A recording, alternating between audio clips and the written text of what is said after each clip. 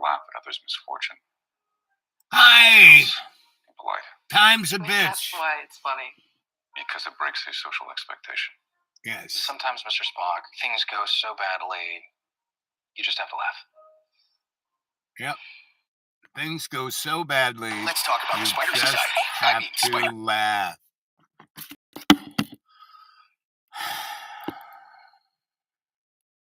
So, if you're conscious, aware, I am. If you have conscious intent of being aware, you have conscious intent of being unconditionally forgiving, like Jesus Christ, I am. If you have conscious intent of being unconditionally loving, like God, I am, you're moving in the right direction. You open up all your sensory, you're no longer being controlled by this piece of cream cheese here. So cream cheese connected straight to eyes, nose, smell, taste, ears, hear. Whereas your heart, that's your central processing unit. Your gut, that's your hard drive. This is just fight or flight. So if you can control the wavelength of the cottage cheese, you can really have extraordinary experiences in other dimensions, other timelines. You can see who you were at another place in time. You can see all the characteristics you have rather than being controlled by the cottage cheese and forced into your bag of water of your, mud puppet self. You don't have to do that. And I've been doing this show now, going on 5 years, give or take. And I have more than 1,000 shows, probably close to 2,000. And I would suggest that you go and look at a few of those, right? Right now, we're experiencing, technical difficulties in being the human race on planet Earth. But no more than the Roman Empire or, the Mesopotamians or the Sumerians or the Egyptians or the Greeks or the Spanish or the English or any other folk who thought they were superior to everybody else. And they had an empire because they had a little bit of a technological twitch over everybody, right? Right now, everyone's kind of realizing about the limitations of their cottage cheese reality. I used to have a girlfriend named Susie Cream Cheese. She was a topless dancer in Miami. And her best friend and commanding officer, because they were both aliens, was Katz. Right? And Katz was, she was the first person. No, I take that back. My first wife was the first person to call me. No. My first wife called me stupid smart. Katz called me funny, stupid smart. You're just funny, stupid smart. Right? So that's a good thing, and sometimes an awkward thing. Good morning, good evening, good afternoon, and welcome to Dreamy Dreamland. Here we are, 4 minutes, 4 seconds. How about some thumbs up, you two? How about some go call someone, say, hey, you need to watch Al Bob, Sensei Al Bob. People are starting to call me just Al Bob. Yo, it's Al Bob. They don't call me Sensei until they're my student because Sensei means teacher. But people are calling me Al Bob, which is always fun. I used to be called Cheesecake. Man, boy, you are so sweet. You're a cheesecake. No, what it came from, I used to have these Friday, Dave and I, and earlier on, a few other roommates. I pretty much, I love having salons. So I have public dinners. When I say, let's start a salon, they have no idea. What, you want a hairstyle? No. I want to talk about things. That's kind of what this show is. This is a salon, to chat. You're supposed to be there chatting away, and that we can bounce off of each other, right? And there's three of you, right? And I was watching Star Trek. And unless you guys start talking, I'm going to go back and watch Star Trek. About the Spider Society. I mean, Spider Zoo. Spider Cat. Spider Monkey. Spider Horse. Spider. Huh? Do I have web on my face? Spider-Man Across the Spider-Verse. Playing exclusively in theaters. PG. You want to get back to you need jobs to find you. I need Indeed. Indeed, you do. Yeah, you want to get back to the fun? Come on, there's only one of you. You gave me 2 thumbs up, thank you. So I suggest you guys 6 minutes and 6 seconds. I mean, what do you want to talk about? The wars? I mean, there's 80 wars going on across planet Earth, right? Most of them no one's talking about, and a lot of people are dying. The planet is going through a culling. you know that little thing going on in Canada, which caused a deadly smoke to go down the East Coast. And the dead bodies won't show up until later. I'm sure a few have already died, but the the particulate matter of that smoke was in the micron level. No matter what mask you could have, even wearing a hazmat suit, it would be dangerous to you. And going in your house, no, it just gets rid of the smell. Our houses are not airtight, so. And economically, they didn't, up the interest rates. I have no credit, so I still had a bank account that had, a overdraft, right? And when it was 0% interest, it's not a problem. It's going up to 16, but credit cards are at 30%. They're saying that I have really good credit now, and I want a credit card, so they're keeping that at 16. So, come on, guys, throw something in that PayPal so I can pay that off, because the $50 you used to send me every month, collectively, paid off that, right? And it did regenerate my credit rating, but I'm not taking advantage of it because I'm not. Sorry. But I'd like to take that sucker off the books. But it doesn't matter because I don't care. Because if that were to crash and burn, then they would just drop my credit rating to a place where, hey, I don't care. So. And now I'm getting little emails from people saying, hey, yeah, you're cool. Let's monetize you. I'm all for it, but I'm not doing it over, an AI contract. You gotta give me a phone number, and let me talk to a human being, even if it is AI. Let's meet and have lunch. And if you're a sexy robot, hey, I'm all in.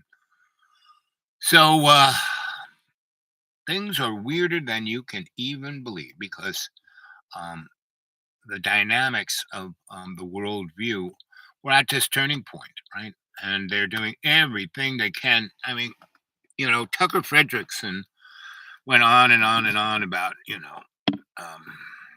Donald Trump,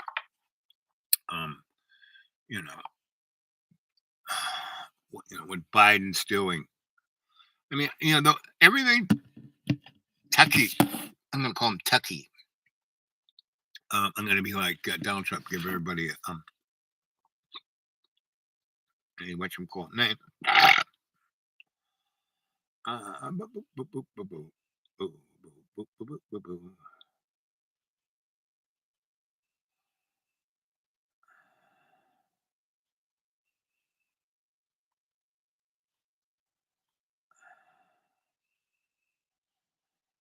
Tucky.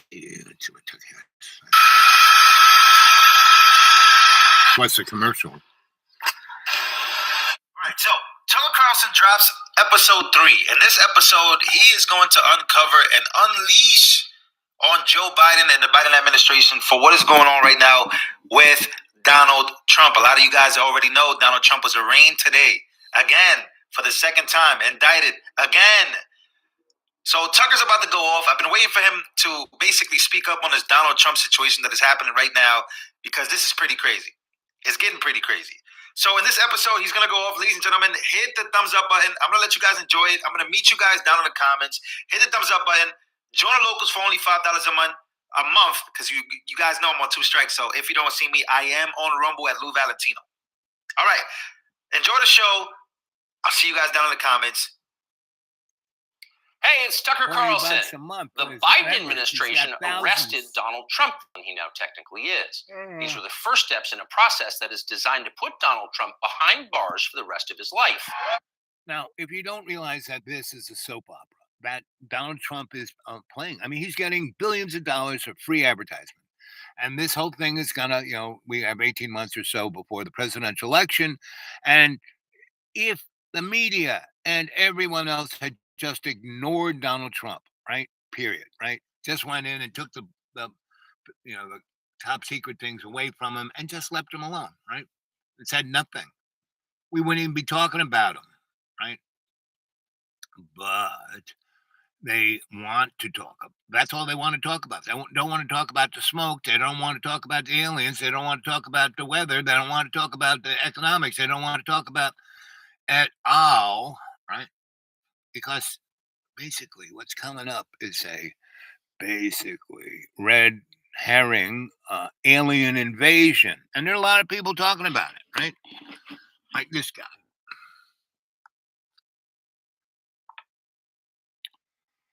If you go on my Dreamy Dreamland with Sensei Al Bob channel and go to my videos, not my videos, but what I'm watching, you will see what I'm talking about. My library. Go to my library, right? Let me see what I'm talking about. This guy, Randy Kramer. So once you understand that it's about rewiring your brain so that you can do things and believe and understand that you can do them, gives us an ability to have incredible potential over the bending and manipulation of matter and energy in our lives. That's more important in our evolution and our understanding of where we are in the universe than whether we have cool spaceships. Right? But you don't need them. It's not the most important thing that I can talk about today either. So it's one of the most important topics that I tend to focus on. It's why I teach a class. I'm doing a workshop later this evening. We're going to see if we can do about 3 or 4 hours. Anyone who's interested in that can either talk to me later or Leslie Mitchell-Clark, who's signing people up. And I'm happy to spend a few hours trying to convey something to you that makes that make a little more sense and where we can talk about that a little more fully. So now let's get on to what my superiors think is the most important topic that I should be talking about to you today. Earlier this year, while I was giving sort of my standard rounds of talks, my brigadier and I in our regular briefing session says to me, so you might want to think about having a different conversation at your next talk. And I was like, what do I want to talk about? And he said, you might want to go hoax alien invasion. I said, okay, why? And he said, well, some people dusted it off. We're looking at it kind of seriously, and we might be going that direction. So, at the advice of my superiors, I'm going to attempt to give you a little bit of a potential possibility to understand what may occur and why it may or may not be a good thing if we end up in a hoax alien invasion sometime in the next 6 to 24 months. All right? So, everyone following along so far? Okay. So, show of hands, how many people think hoax alien invasion would suck? All right. A scripted event in which the hostile force is a friend pretending to be the bad guy. Ukraine-Russian war. Sure. You can call it a false flag if you want. I think it steps a little bit beyond normal false flag operations at this point, but because it wouldn't necessarily just be false either. It's a little gray area. All right, how many people think that a hoax alien invasion would be the awesomest thing in the world? Ooh, nobody. Okay, this is going to be a hard sell. All right, so I'm going to attempt to convince you, not hopefully through a strong arm tactic, but hope to convince you through a few logical points why a hoax alien invasion might be the best frickin' thing we could ever have. Ooh, silence. Okay, this is going to be fun. So, let's talk briefly about the state of the world. The state of the world right now is a shit tornado and a diarrhea hurricane. Again, scripted. The shit tornado and the diarrhea, the weather, the environment, all of this has been manufactured. I myself was in the UN. I've shown you pictures of it when we had this interesting little conference of alternative technologies in 1984. And when the World Wide Web was just getting started, and we had the computer folk who had it together, and we had that conference that took place right there in the United Nations, right in Manhattan, right on 2nd Avenue, right on 30-something Street, right next to the Rockefeller Foundation. All, and the devil was there as one of the sponsors, and lots of Nazis were there. Hail Hydra. And we were, letting it all fly. We had apparatus. We were demonstrating cold fusion. We were demonstrating 0-point energy. We were demonstrating gravomagnetic propulsion, in, lab, bench type of things. But you could see it. You could, look at that. And we put it on the World Wide Web. I wonder if it's even there. But I have photos. And I put it together. Now, it wasn't me. I didn't invent all that stuff. I didn't, have all, but, the devil said, yeah, I'll go for it, The Nazis said, sure, that's part of our, that's why we have the United Nations, so we can drop things like this. And the aliens had been there, Val was there since while World War II was going, Val was at what was the UN before UN. The first UN was like in San Francisco. And Val was having a good time in Hollywood. But anyway, he was good looking. So were all the other aliens. Really good looking. Dressed. Anyway, so this guy is, again, we have a false flag alien invasion. What we're going to end up is being in Starfleet, basically. Come on. Tornado and a diarrhea hurricane. So no matter what you think of who the sides are, who the good guys or the bad guys are, the truth is there is just shit everywhere. Okay? And that's not going to change anytime soon. Because in order for us to get to a place where such an event could occur, the ripples of stability across the social psychological fabric have to be very loose. If they're very rigid, people will resist a changing event and it will harm their psyches and they will be more likely to freak out. We don't want people to freak out. We want to mitigate freaking out. Most people will not freak out. However, two things to consider here. One, okay, another quick poll. How many people want to meet an alien tomorrow? Yep. George. All right. How many of you were like, no, I do not want to meet an alien tomorrow? Okay, that's interesting. Your brain that's telling you that you want to meet an alien globe. Yeah, meeting an alien. That'd be cool. Someone from another world, might learn something, new experience, sounds like fun. Now, if you have another biological entity that is standing next to you that is not like you, two things are going to happen. Your frontal lobe is going to go through that exercise of going, oh, there's an alien, this is what I was been thinking about. I would very much like to talk to this person. That's really cool. Your frontal lobe is going to do that over a few seconds. But way before that happens, your amygdala in a couple of nanoseconds is going to make another decision for you. And that decision is whether or not you're going to panic. I guarantee you, more than 90% of you, given that circumstance, without any preconditioning or pre-training for such an event, will panic because your amygdala is going to make that decision before your frontal lobe ever even has an opportunity to think about it. Okay? So when we understand what disclosure actually means, we talk about all these things about what we think it means, but let's talk about some nuts and bolts of what it actually means when it happens. Everyone's going to have to go through a process, mentally and emotionally and psychologically, right? Everyone.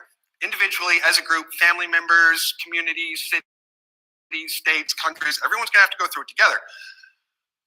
Statistically, about 85% of everybody within 14 to 90 days will acclimate and come to acceptance. Not too shabby. But it's that 15% of mentally and emotionally unstable people that we're concerned about. 15% of the population is a good chunk. You set those people off by shocking them, surprising them, making them think the world is going to end, that the grand battle between light and dark and good and evil is happening before them, that Armageddon is occurring, unfolding before their eyes. They might freak out a little bit. Stay in touch now. And they might do something stupid. And they might do something dangerous. They might not just decide to kill themselves. They might decide to kill themselves and their entire family with them, their wives and their children. Or they may decide to get together with a religious organization that they participate with, lock themselves in a church and burn it to the ground. These are not hypotheticals. These have happened before when people thought the world was coming to an end. So we want to make sure that that doesn't happen and that no one starts off a trend committing mass suicides or murders. Again, with this tiny fraction of mentally and emotionally unstable people. So the notion is, there's really two ways that we can have a disclosure moment, right? There's a path A and a path B. Path A is where we create a moment that we call take me to your leader, right? Someone lands on the lawn, steps out, says, take me to your leader, and we have this nice, peaceful kumbaya moment with the extraterrestrial friend who plays the part of the first initial contact. Even though we've had that a very long time ago, it would be a pretend event to say, oh, we're just having contact right now. That's one option. With that option, unfortunately, the negative side effect of that is the chaos of people not being sure where to self-direct themselves. And with people not sure where their compass point is going to go, you create chaos.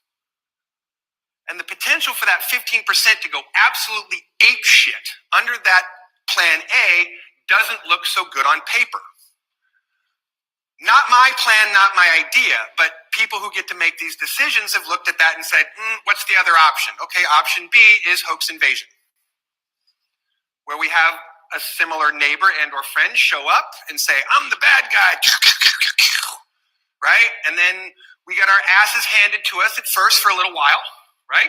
Gives us an excuse to bring out all of this covert technology that we've been hiding for so long, right? We can all of a sudden, through a desperate, immediate life or death need, start building spaceships, railguns, plasma rifles, whatever we need. And after a little while, we do a little better, but we still lose. And then someone else shows up. Another friend. But this is a friend who's pretending to be our friend, not our enemy, and says, I'm going to help you chase away the bad guy. And then they help chase away the friend who is pretending to be the bad guy, and then invasion's over. But we focused everybody's attention on one thing. I don't know how many of you have traveled the world lately.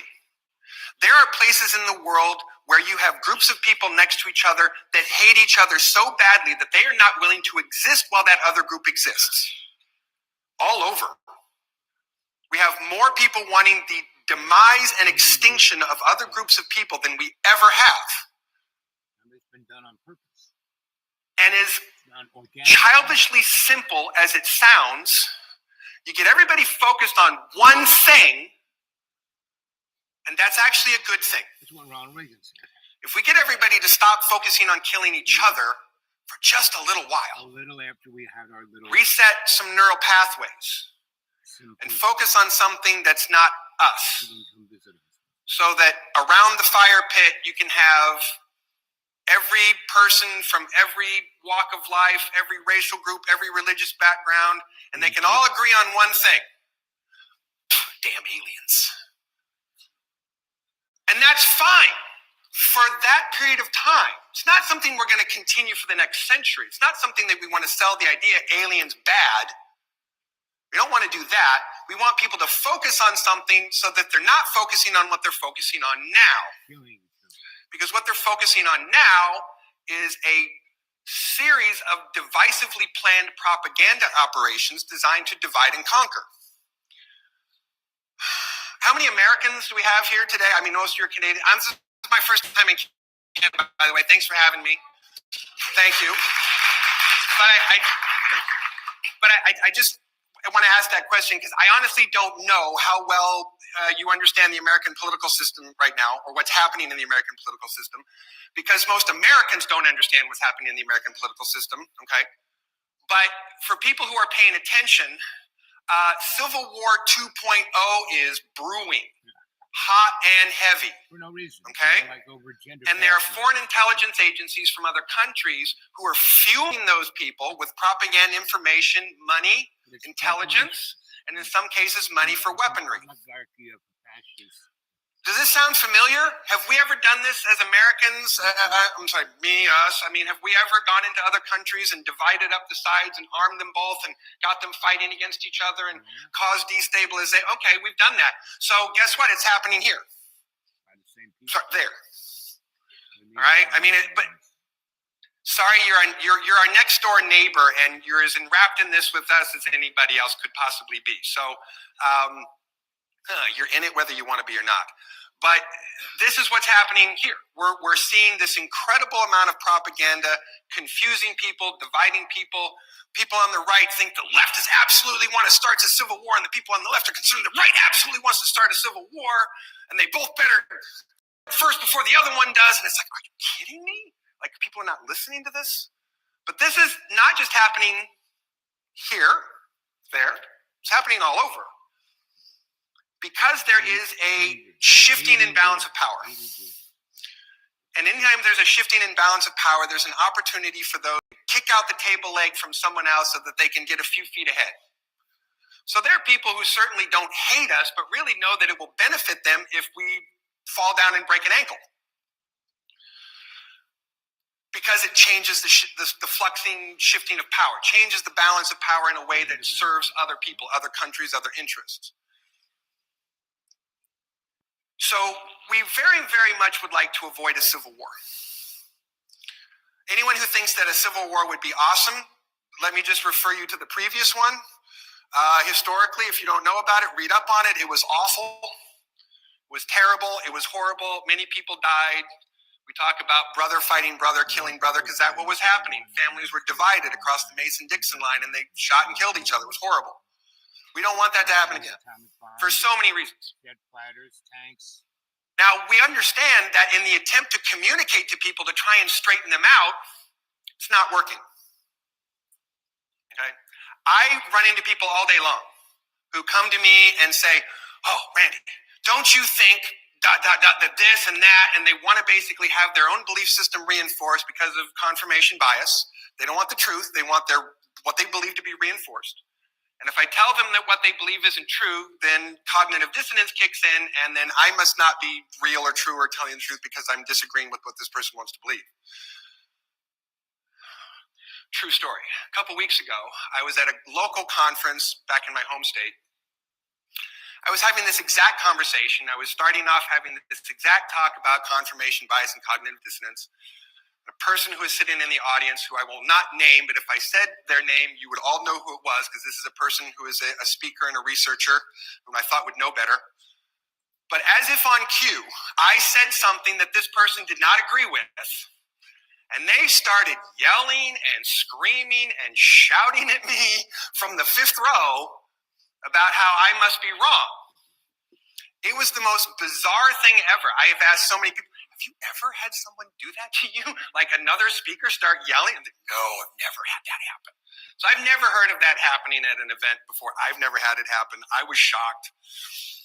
But it was on cue, right? I was talking about confirmation bias, cognitive dissonance, and then the minute I said something that they didn't like, they got defensive and reactive and jumped down my throat because I was the one telling them that they had to examine what they thought was right. So we know that that's the problem. We can't straighten these sides out right now. We've trying. There's no way to bring them into a middle ground right now because everyone's convinced that they're correct and that the other side are a bunch of blood-drinking baby murderers. And remember, you're listening to Okay. Jimmy Dreamland with So, Sensei Al. there really are a limited number of choices to avoid some of the problems that are inevitably going to happen if we don't interrupt them.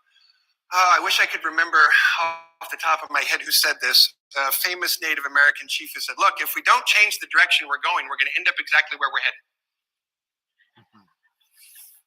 Right?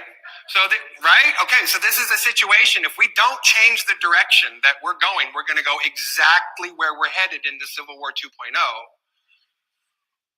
Nuclear war. So that and so many other conflicts that are boiling over and getting ready to explode would be mitigated by a single hostile enemy. All right. So again, we get to bust out all our tools, bust out all our toys, create a narrative in which we get to get through our disclosure event with only a little bit of hair mussing. Fingers crossed that it's not that bad. Because if we don't, what's going to happen will be worse. Okay? If we allow our world to implode on itself, socially, economically, environmentally, do you think we're a strong enough species to really get through that without going through another, 1,000 or 2,000 years of stone ages or dark ages from that? If you don't think dark ages can happen again, I would remind people that when the library at Alexandria was in full function, the world was approaching a state of enlightenment. And then some bastards burned it to the ground, and we had 400 years of dark ages. So it's just a matter of stomping out the light of civilization, and we're just in barbarism. Right? The line between civilization and barbarism is very short. Look at some of the countries in whose civilizations we have bombed into the Stone Age and see whether their civilization continues to function or whether they devolved straight into barbarism. Okay? You think we're better than that? Iraq. You think we're not animal enough? You think you're not dog, bear, or weasel or snake enough, an animal in you, to behave like that one? If you're desperate enough, if you're starving, if you're hungry, if you're thirsty, if your life is in danger, if half of your family is already dead, you don't think you'll get desperate? You don't think you might do something extreme? Maybe you will, maybe you won't. Other people definitely will. So anyone who thinks that a descent, once we allow civilization to start to crumble, that we're going to rebuild it from the ashes, sure, in a few thousand years. Sure. Maybe a few hundred if we're lucky. But if we want to get through this difficult period, we have to steer this away from the rocks. Okay? There are only so many ways to do that. I'm not advocating which is the best way. I am simply telling you the information as it has come to me that the decision is being directed this way. Because the people who get to decide this stuff are coming to an agreement that that's the best way for it to work out. Because on paper, it works out the best. There is no telling from where we stand right here whether plan A or plan B is better. Which one would work better? Which one there would be lesser loss of life? Which one would be a more peaceful transition? Which one would be faster? There's no way to say that. We can look at it on paper, but until it happens, we don't know. We don't know. So, I think that's enough food for thought. Gonna go make dinner and enjoy the rest of the evening. I hope you enjoyed that little 34 minutes and 53 seconds. Again, get a hold of me at the dudeawake42 at gmail, dudeawake42 at gmail, dudeawake42 at gmail. What else can I say?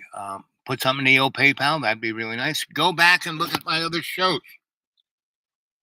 Do it like a roulette wheel. Just zing, blah, blah, blah, blah, blah, blah, blah, blah.